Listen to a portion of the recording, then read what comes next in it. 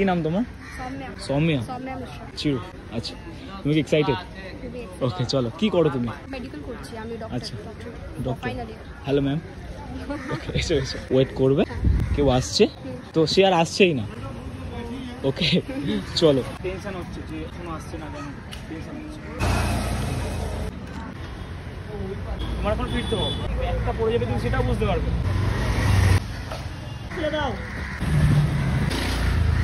তোমার কি কষ্ট হয়ে গেছে?